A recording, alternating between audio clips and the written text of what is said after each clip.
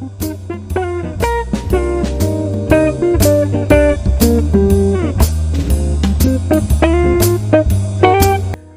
pessoal, hoje a gente vai começar o nosso curso. A nossa primeira aula vai ser sobre os métodos das ciências, né? Hoje a gente vai discutir um pouco sobre o que é essa coisa aí, né? Ciência. Bem, basicamente, quando a gente fala de ciência, a gente está falando de um processo investigativo que é orientado por uma metodologia. Que metodologia é essa? É o que a gente chama de metodologia científica. Metodologia científica não existe uma só, existem várias metodologias científicas. Aqui eu vou citar um roteiro básico e algumas características desse tipo de conhecimento e desse tipo de metodologia, desses tipos, né, de metodologia, tá bom? Então, aqui ao lado a gente tem uma ilustração que ela mostra esse roteiro, né, de forma esquemática para nós. Bem, a primeira coisa que a gente tem que fazer quando a gente quer investigar a natureza, né, é observar um fenômeno. Exemplo, um fenômeno aí, ó. Os objetos caem quando são abandonados a partir de certa altura. Sim, se eu pegar essa carteira aqui e soltar, ela cai. Tudo bem, então isso aí é o fenômeno. Agora eu quero entender esse fenômeno, certo? A metodologia científica, ou as metodologias científicas, elas são metodologias que ajudam a gente a entender esses fenômenos, certo? Então, a pergunta, depois que eu observei o fenômeno, a pergunta que eu faço é a seguinte: por que que os objetos caem? Ou ainda, como que os objetos caem? Certo? Aí o que eu vou fazer depois de formular essas perguntas? Eu vou formular algumas hipóteses, tá? Essas hipóteses, elas em geral vão ser baseadas nos meus conhecimentos prévios, tá? Porque eu já interajo com o mundo real e com as outras pessoas há 23 anos, então algum conhecimento eu devo ter, mesmo que ele esteja equivocado. A gente vai ver que a gente vai colocar esses conhecimentos à prova. Eu vou formular hipóteses, certo? Eu quero relacionar, eu quero descobrir quais são as variáveis de interesse para o meu problema. É a altura? É a massa do objeto? É o formato do objeto? É a densidade do ar? É, por exemplo, a velocidade com que eu arremesso ele? Então, eu quero saber o que influi e o que não influi no tempo de queda do meu objeto que está caindo, certo? E aí, depois o que eu vou fazer? Eu vou levar essas hipóteses, por exemplo, quanto mais alto, mais tempo para chegar ao chão. Quanto maior a massa, maior a velocidade ao chegar ao chão. Quanto maior a massa, menor o tempo para se chegar ao chão. Eu peguei esses conhecimentos prévios e transformei em algumas afirmações ou perguntas que eu vou testar para ver se elas são verdade ou não experimentalmente, certo? Então, olha que interessante. A minha hipótese, ela precisa ser testável, né? Aí o que eu vou fazer? Eu vou subir num prédio, certo? No primeiro andar de um prédio, e vou soltar os objetos, todos com o mesmo formato, e vou medir o tempo. E depois eu vou mudar o formato, mas manter a massa constante, eu vou medir o tempo. Depois eu vou mudar a massa e mudar o formato, e vou medir o tempo, e vou repetindo esse processo. Aí depois eu faço tudo de novo, só que no segundo andar, e vou medir o tempo, variando a massa, depois variando o formato, depois vou para o terceiro andar, variando a massa, depois variando o formato. Isso, se existir correlação entre essas quantidades, altura, massa, formato e tempo, então vai ser possível que eu plote um gráficozinho de Excel, tá? Monta isso numa tabela e coloca no Excel. Pronto, e pede para o Excel produzir a melhor curva. Aí vai te dar uma curva lá, tá? A relação que a gente descobriu é o seguinte, após analisar esses dados, é a seguinte, é que a altura ela está relacionada com o quadrado do tempo de queda, certo? Por meio dessa equação aqui, ó, é um G sobre 2, G sobre 2 é uma constante, a gente não está preocupado com ela agora não, vezes o quadrado do tempo, é assim que essas quantidades, altura e tempo, se relacionam, certo? Então, percebam, aqui eu consegui descrever o fenômeno. Olha que interessante, estou descrevendo o fenômeno queda de corpos, tá? Sintetizei isso por meio de uma equação, beleza? É claro, né? Eu ainda não respondi por que os objetos caem, certo? Eu tenho ali uma relação entre altura e tempo. Não respondi por que os objetos caem, mas já tem um resultado, né? Já posso publicar meu resultado, certo? Então, eu acabei de fazer ciência. Esse conhecimento aqui, ó, que está contido nessa fórmula, é um conhecimento científico, tá bom? Por quê? Porque eu obtive ele seguindo a metodologia científica, tá bom? Então, ó, eu observo o fenômeno, eu produzo perguntas a respeito desse fenômeno, eu formulo hipóteses que são possíveis respostas para essas perguntas, relações entre as grandezas físicas que estão ali, aí eu levo essas hipóteses para um experimento, certo? Faço, testo, levo tudo isso no Excel e tento extrair uma equação, uma lei ali da natureza, tá? Para aquele tipo de fenômeno, beleza? Então, quais são as características desse conhecimento que a gente acabou de obter, né? Primeiro, o conhecimento científico, ele é um conhecimento que ele é obtido a partir de uma metodologia científica, certo? Segundo, os resultados, por exemplo, aquela fórmula H igual a GT2 sobre 2, aquilo tem que ser replicável. Uma pessoa na Itália, uma pessoa no Japão, uma pessoa aqui na minha casa, uma pessoa na sua casa tem que conseguir reproduzir aquele resultado, certo? A ciência, ela é impessoal, ela não depende do cientista. Ela depende da natureza, ela é sobre a natureza. A ciência, ela não é dogmática, os resultados eles podem e devem ser criticados o tempo todo, porque é só assim que a ciência avança, certo? Aquilo ali não é uma verdade absoluta. Como a gente vai ver, se eu subir muito alto, aquela equação não funciona mais. Porque quando eu subo muito alto, o vento, o formato e a massa do objeto começam a interferir. A densidade e a viscosidade do ar ela começam a interferir. Então, aquele caso ali é uma simplificação de um problema muito mais geral, que é a queda de corpos. Então, a gente pode dizer que aquela equação ela tem um domínio de validade, certo? Que é caindo a pequenas alturas com ar rarefeito. Vamos pensar assim, ok?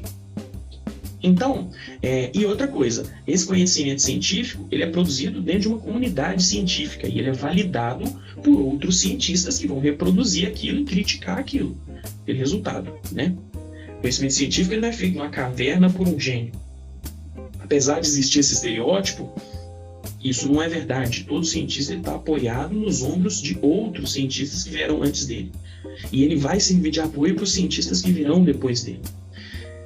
Outra característica é que a ciência, pessoal, ela é uma ferramenta, ela é um processo investigativo, ela não tem uma moralidade intrínseca nela, certo? O conhecimento científico ele pode ser usado tanto para o bem quanto para o mal, ok? Então a gente não pode dizer que a ciência é amoral. Eles fizeram as bombas atômicas, o napalm e as armas com ciência. Sim, mas também fizeram vacina, fizeram remédio, fizeram defensivo agrícola.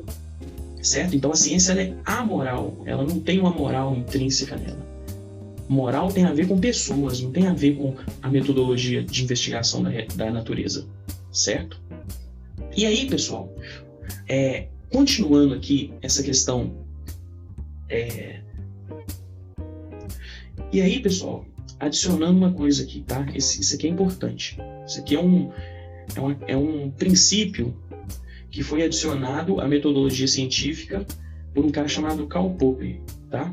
Isso é muito importante. A teoria científica, o resultado científico, ele é uma verdade absoluta, tá? A ciência ela é construída, segundo Popper, da seguinte maneira: você tem um problema, que é, por exemplo, como que os corpos caem? Por que eles caem? Aí, para resolver esse problema, você produz uma teoria tentativa, ou teoria teste, que, por exemplo, é a nossa equação H igual a GT2 sobre 2. E aí, depois que você tem essa teoria teste, você não fala assim, isso aqui é verdade. Não. Você pega essa teoria teste e experimenta ela nas mais diversas situações possíveis, até a exaustão. Toda vez que ela funcionar, ela está sendo corroborada, então ponto para a teoria. E toda vez que ela falhar, ela está sendo falseada. E é importante que ela falhe, porque aí a gente conhece o domínio de validade daquela teoria. Quando que aquela teoria ali é verdade? H igual a GT2 sobre 2. Quando que, o termo correto não é teoria, mas quando que aquilo ali que a gente produziu é verdade? A gente vai testa e a gente descobre, olha, para alturas pequenas, ar rarefeito e vamos, sei lá, um objeto que não tem um formato muito alargado, um objeto esférico, uma bolinha de gude caindo do segundo andar, aquela equação funciona. Funciona bem, uma ótima aproximação. Fora disso, se eu subir para o 10º andar e estiver ventando e for uma folha de papel, Não funciona. Então, a gente já conhece o limite da nossa teoria. Então, já que a nossa teoria tem esse limite, a gente tem um problema novo. Qual o problema que é esse? Qual é a teoria que serve para modelar a queda de corpos de uma folha de papel caindo do 10º andar? Esse é um problema novo, né? Que acabou de ser produzido pelo falseamento da teoria que eu tinha anteriormente. Certo? E aí, esse problema novo, eu vou criar uma teoria para ele. Certo? Quando eu criar uma teoria para ele, eu vou testar, corroborar e falsear para descobrir qual que é o limite de validade dessa teoria nova, que é mais geral, né? E aí eu vou descobrir o limite de validade dessa teoria nova. E aí eu pergunto, qual que é a teoria, então, que explica o que está fora do domínio de validade dessa teoria 2 aí? Que no caso seria uma teoria 3. Entende que a ciência é esse processo cíclico, né? O problema, ele vai produzindo novos problemas cada vez mais abrangentes. Beleza. Então ficou claro, né? Então, tipo assim, o resultado científico que a gente tem, ele não é uma verdade última do universo, senão o cientista nem teria emprego, né? Então vamos lá.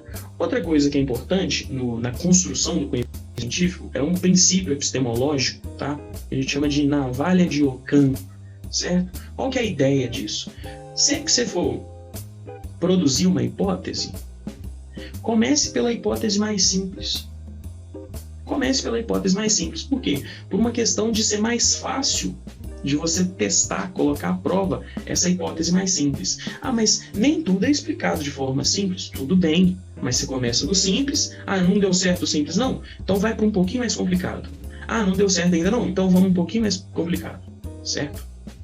Não comece com hipóteses muito absurdas, porque se essas hipóteses muito absurdas, elas podem ter consequências que inclusive conflitem com outras teorias físicas já construídas, né? Então, por exemplo, hipóteses muito absurdas na física, elas são tipo o último recurso dos cientistas. Tipo assim, a energia ela é quantizada, ou o tempo passa de um jeito para um e de outro jeito para outro. Isso são hipóteses assim, que acontecem uma vez na vida ou tá na morte, certo? Ou a matéria é composta majoritariamente por espaço vazio. Isso assim, é só quando não tem jeito mesmo que a gente fala, então, tendo em vista que é isso aqui que eu tenho no experimento, então eu vou colocar essa hipótese absurda, porque ela é a hipótese mais simples que explica essa situação absurda que eu estou presenciando aqui na natureza, que vai contra a minha intuição. Então, sempre que a gente for, inclusive, resolver problema de ciências, exercício, né? Vamos começar pelas hipóteses mais simples, tá? Que estejam dentro da teoria que a gente está estudando. Sempre pensa simples, sempre. Depois você pensa complicado. Aqui tem uma ilustração, né, de uma construção de um balanço, o balanço que era realmente necessário, e aí você tem outras propostas de balanço, né? Sendo que, na verdade, o único balanço que você precisava era esse aqui, né? Esses balanços aqui, eles têm muito mais, além de serem muito mais complicados de serem construídos, eles têm muitos problemas dentro deles devido à complexidade deles, né? Então, hipóteses complexas têm consequências muito mais adversas do que essas hipóteses mais simples, certo? Então, até mesmo para respeitar as outras leis físicas que vêm funcionando, né, há muito tempo, a gente tenta construir hipóteses simples. Sempre hipótese simples. Pelo menos no começo, hipótese simples. Vamos lá. Então, pessoal, ciência é uma construção coletiva, né? Então, por exemplo, se eu estou falando do movimento do nosso planeta, né? Isso já é uma coisa que já é investigada desde lá da Grécia Antiga, né? E aí a gente teve diversas teorias, diversos modelos tentando explicar isso. Como é que era a Terra, como é que se dava o movimento da Terra. Então, por exemplo, já se pensou que tinha um fogo central e que os planetas giravam em torno desse fogo central. Ou já se pensou também que a Terra era o centro do sistema solar e os outros objetos é que orbitavam a Terra, certo? E com o passar das gerações, e aí eu estou falando de 3.000 anos, certo? A gente chegou nesse modelo que a gente tem hoje, né? Que é de um Sol que deforma o espaço-tempo e aí os planetas orbitam nessa deformação. Inclusive, esse Sol também está em movimento, né? Arrastando esses planetas, porque o Sol também está orbitando um objeto mais massivo devido à interação gravitacional. Então, a ciência ela tem essa característica, né, de desenvolvimento lento e ao longo de várias gerações. Já tinha falado isso para vocês, né? Lá atrás eu falei que todo cientista está apoiado nos ombros de um cientista que veio antes dele, ou de um conjunto de cientistas que veio antes deles, né? Uma coisa que é importante falar é o seguinte: historicamente, tem que falar disso, é importante, hein? Historicamente, pessoal, a ciência, como a gente conhece, ela veio da Europa. Ah, ela nasceu na Europa? Não. Em especial, os gregos, eles faziam muito intercâmbio cultural, então eles trouxeram muita coisa de outras culturas, de outros lugares fora da Europa. Mas essa ciência moderna que a gente conhece, ela é uma ciência eurocêntrica e ela tem características de ciência eurocêntrica. O que é isso? É uma ciência que há 1000 anos ela vem sendo construída por homens ricos, brancos e, em sua maioria, cristãos, né? Então, assim, ela tem um padrão, ela tem uma cara. Só que, claro, né? Nos últimos, 200 anos, isso tem mudado, né? Porque nada impede, por exemplo, que mulheres façam ciência. Por exemplo, essa aqui, ó, é a Marie Curie. Eu acho que ela é a única pessoa que tem Nobel em 2 áreas distintas, se eu não me engano, tem que conferir isso aí. Essa aqui, ela se chama Ada Lovelace, ela foi a mulher que criou o algoritmo, olha que doideira, né? Essa aqui é a Noether, ela criou um teorema matemático importantíssimo para o estudo da mecânica. Esse cara aqui é um indiano, ele vivia na Índia, na época que a Índia era colônia britânica, então, tipo assim, era uma situação humilhante, né? Você está na sua casa e tem um conjunto de invasores que está ali explorando a sua terra e humilhando o seu povo, né? Usurpando a soberania de vocês. E esse cara ele conseguiu se destacar mesmo nessa situação. Infelizmente ele morreu muito novo, mas ele contribuiu muito para a matemática. Esse camarada aqui, ó, ele é o cara que, tipo assim, possivelmente o trabalho dele salvou centenas de milhares de vidas. O nome dele é Alan Turing. E esse cara, ele implementou um algoritmo no que seria futuramente um computador. E esse algoritmo desvendava códigos, certo? E esses códigos eram códigos de criptografia de troca de mensagens entre os nazistas. Então, com a máquina dele, os aliados conseguiam descobrir o que os nazistas iam fazer antes deles fazerem. Então, onde vai ser o ataque? Os aliados já sabiam. Onde que eles vão, atacar de surpresa? Onde que eles vão jogar bomba? Para onde que eles vão reposicionar as tropas? O que vai acontecer com os recursos e tal? Eles já sabiam por causa da máquina que esse cara inventou, certo? E aí, essas 3 moças aqui, ó, em grande parte, né, graças ao trabalho delas, que a gente pode lançar foguete hoje, sabe? Elas eram programadoras, elas faziam cálculos na mão, lá na NASA. E eram 3 mulheres negras que trabalharam na NASA, lá nos Estados Unidos, na época do regime do Apartheid, né? Que era uma situação tensa, tipo assim, você tinha banheiro de branco e de negro, era um trem bizarro, né? Sobre elas, tem um filme que chama Estrelas Além do Tempo, muito bom, sobre o Alan Turing. Ah, não falei, o Alan Turing era gay, e naquela época era crime ser gay. Inclusive ele foi castrado. Tenso, né? Sobre ele tem um filme que chama O Jogo da Imitação, muito bom também. E sobre o Ramanujan tem um filme que se chama O Homem que Viu o Infinito, muito bom também. Então assista esses 3 filmes, ó. Estrela Além do Tempo, Estrelas Além do Tempo, O Jogo da Imitação e, como é que chama? O Homem que Viu o Infinito. Muito bons esses 3 filmes. Juntamente com os filmes... Ah, faltou aqui o Stephen Hawking, né? Que era um cara que ele simplesmente teve uma doença degenerativa, ele terminou a vida dele simplesmente não conseguindo se mover e produzindo ciência até o último dia, né? Tem um filme do Stephen Hawking que eu esqueci o nome, vocês vão me desculpar, mas procurem o filme do Stephen Hawking. Mas filme muito, muito bom. Desses 4, eu acho que o do Stephen Hawking é o melhor. Muito bom. Muito lindo, chorei. E aí, pessoal, para que serve essa ciência? Beleza, primeira coisa, Ciência, pessoal, é a ferramenta mais poderosa que a gente tem para investigar a natureza, e a partir dessas investigações a gente produz tecnologia e todo tipo de mercadoria, remédio, videogame, televisão, transporte, vestimenta, certo?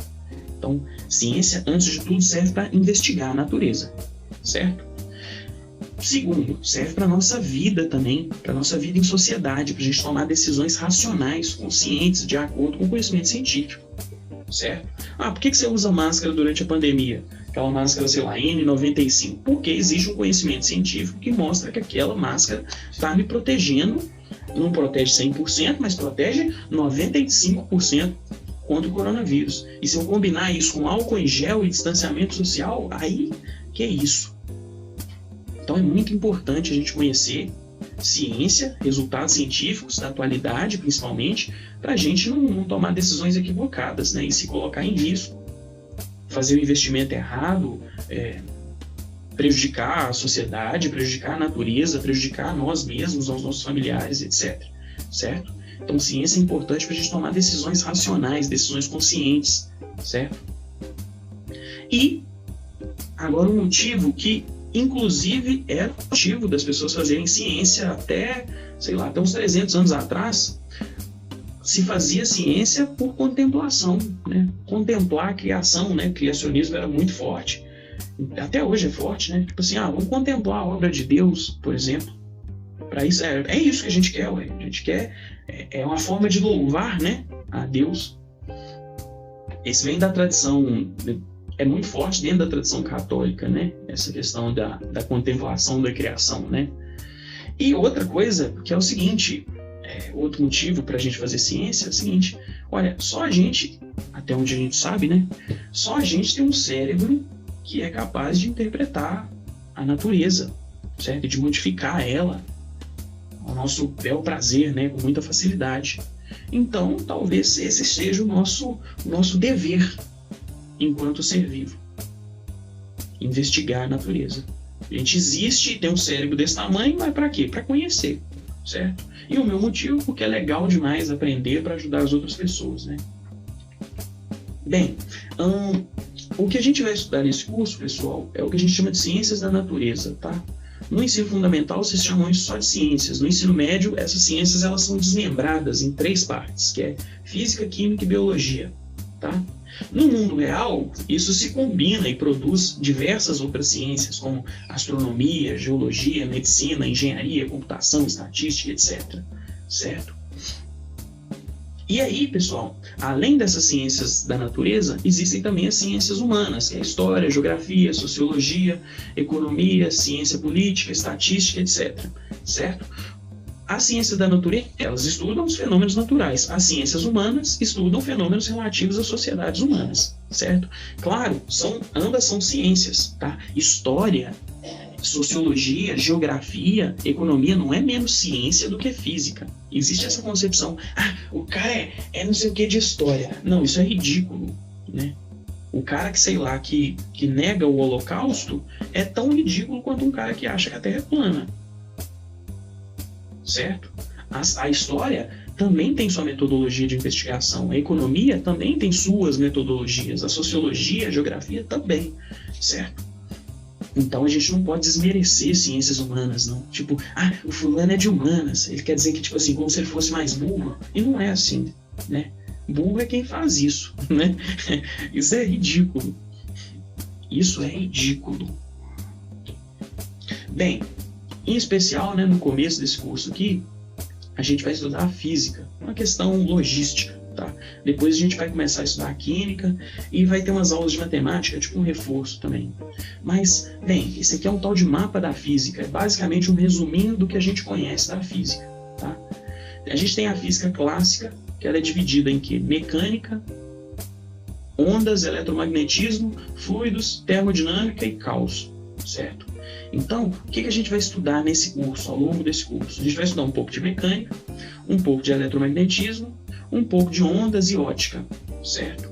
E um pouquinho, mas bem pouquinho mesmo, de fluidos e de termodinâmica. Essa parte de caos aqui a gente não vai estudar, não, infelizmente.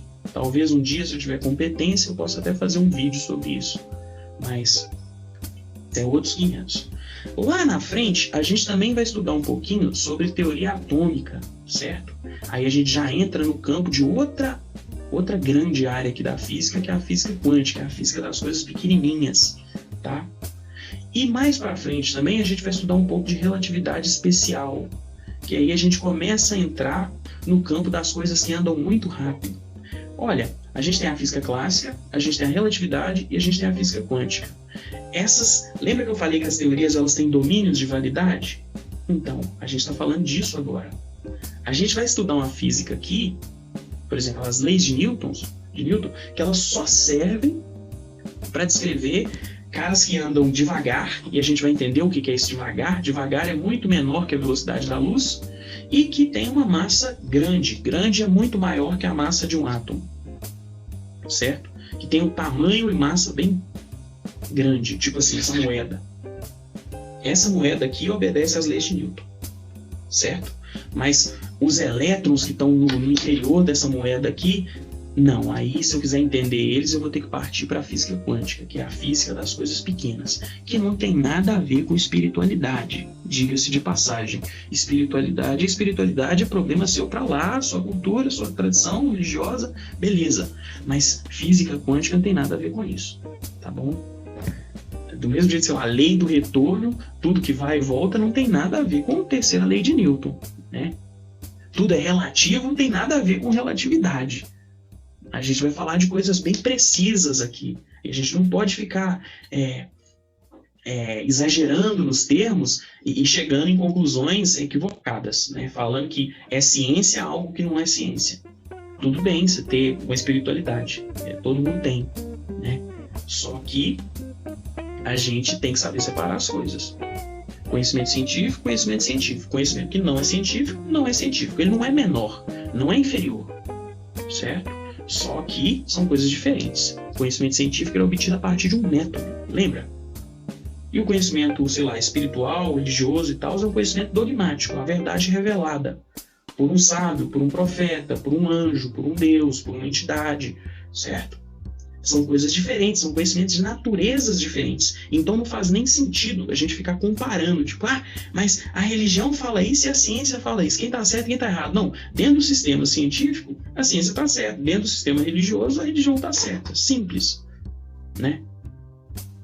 E aí a gente também tem outras coisas, né? Que é, por exemplo, a teoria da relatividade geral e a teoria e a física de partículas, que a gente não vai nem chegar perto aqui, né? Beleza?